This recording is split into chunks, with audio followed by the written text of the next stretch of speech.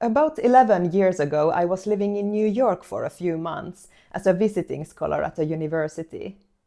Externally, my life looked exciting, and those months were filled with colorful experiences. For example, I did a course in stand-up comedy and stood on the stage in one of the comedy clubs in New York.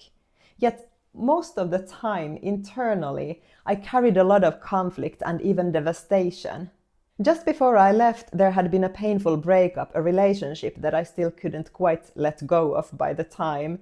And in addition, there was an ongoing organizational conflict back home. I spent a lot of energy trying to solve things, explaining things in emails, being confused. I felt like I could not relax before all these things were resolved, and I felt helplessness about the things I could not control. Eventually, some of it worked out after I was back home.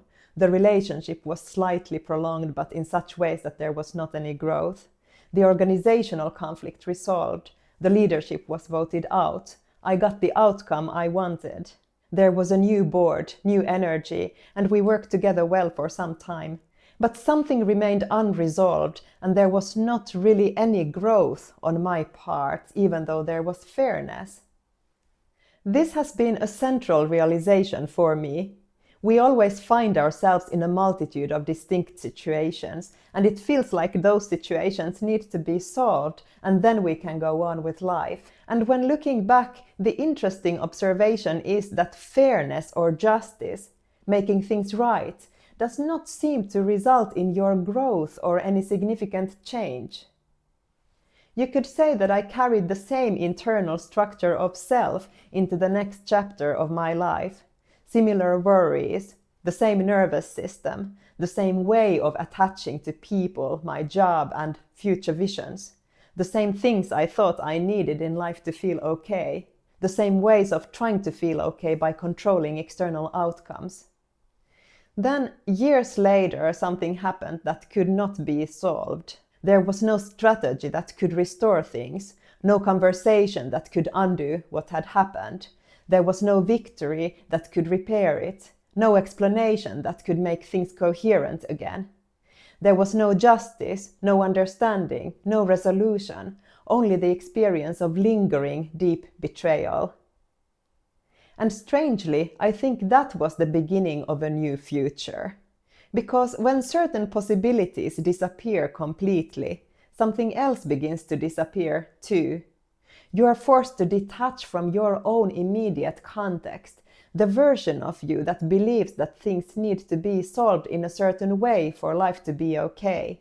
And we go so far in wanting to solve things in a certain way that we may never wake up or break with that version of ourselves unless we are forced to do so.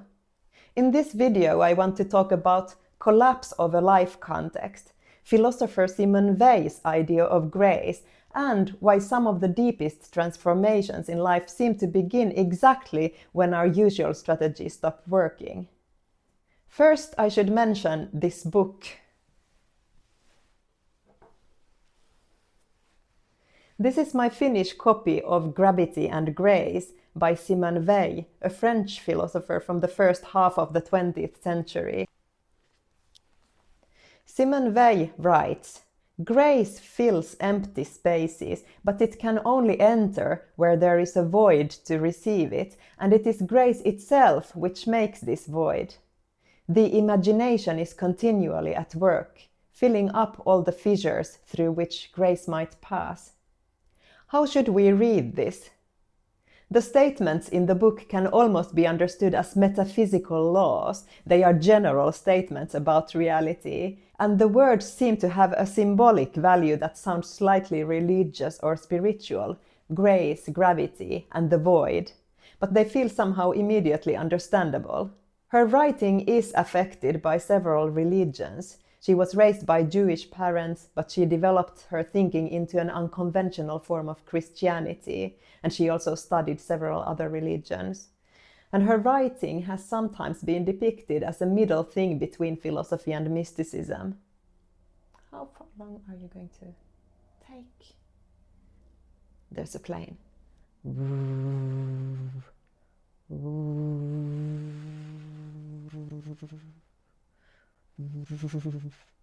However, these passages were collected from the notebooks after her time by her friend Gustave Thibin, so they were not originally written to be published as a book. In her other writing, she responds very concretely as a philosopher to societal situations by the time, societal problems resulting from increased urbanization, industrialization, estrangement, and how individuals and populations lost their roots through these changes. But now about gravity and grace. There are two types of voids, which are very different from each other. First, there's the ego's void. This is a state of deprivation where the ego demands compensation. The ego knows what it deserves. It seeks to fill the hole by taking from life and from others. Weil calls this gravity. It is what pulls us down, perhaps down into the current life situation. And then there's the spiritual void. This is the act of refusing to fill that hole with false comforts, revenge, or illusions. It means standing completely still in the suffering. Standing completely still in the suffering is necessary for the ego's imagination to fade and to make space for grace to enter. What does this mean on a practical level? I interpret it like this. In any given life circumstances, what we today call our neural pathways, nervous system, and our identities, are attached to the current life situation and our past. There is a slowness and heaviness about it. We believe that moving on happens through reacting and responding to our life context, to the meanings that are already there. We believe that we know what we need to feel okay, and we try to control the external circumstances. We first seek to solve situations through what Weil calls the ego's void, externally, by seeking justice, by seeking to make things right, and to gain what we believe we deserve. Yet what happens when there is no way out, nor any solution? When you cannot force things to be right? This is where the spiritual void enters, or the possibility of the spiritual void. Let's cite this again. Grace fills empty spaces, but it can only enter where there is a void to receive it. And it is grace itself which makes this void. The imagination is continually at work, filling up all the fissures through which grace might pass. The act of refusing to fill that hole with false comforts, illusions, and control creates a space for grace to enter. This is pretty much the opposite of what all the mainstream self-help literature and online videos are telling us to do. Standing completely still in your suffering is not enticing in a capitalistic world where we want results now, we want external gratification now. We do not even feel that there is any alternative to the ego's void. Instead, we are encouraged to go after dreams about what a successful life would look like, which is also usually created by the societal matrix. When I look back on the version of me 11 years ago, the worries and the life situation, they feel very outdated. It is almost difficult to imagine being stressed out by those things because they don't mean anything anymore, and I see so clearly now why those things didn't work. And the outdatedness is not only related to the concrete situations not being there anymore, but to the fact that the today's version of me reads the world differently and does not have the same needs anymore as in that time.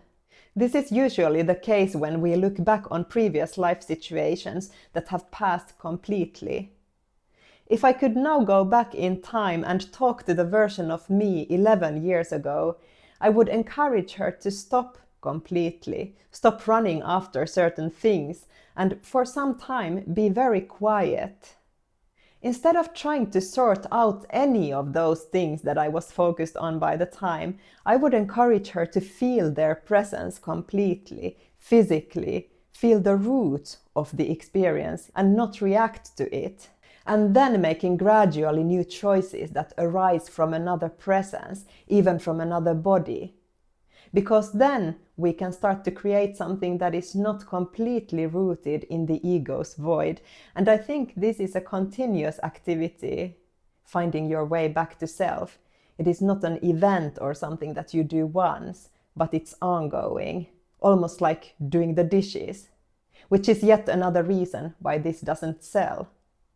I am not negative to having an ego, and I do not advise walking around like some kind of saint talking about love and light, but you can have fun with your ego, not taking it that seriously, and you can play with it.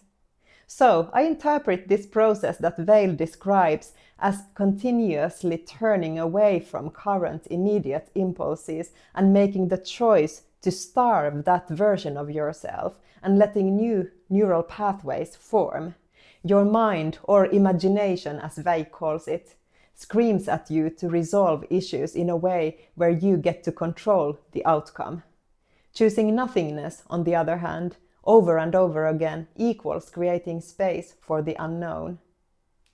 I think young children do this naturally when they cry and are upset, and they are completely absorbed by the momentary mourning. It's like life ends there. They feel it completely. And then grace enters. It happens on a very short time scale in a child's reality, from moment to moment. To conclude these realizations, what I find interesting is this: justice does not lead to growth. There's not any direct link between those two. By being forced to stick to the void, you open the door to another space or possibility. You kill off your former nervous system. Instead of controlling life through it, you starve it. What initiated a change in me was what happened after there was no possibility to control or fix the circumstances anymore. And perhaps that is why some things have to collapse before grace can enter.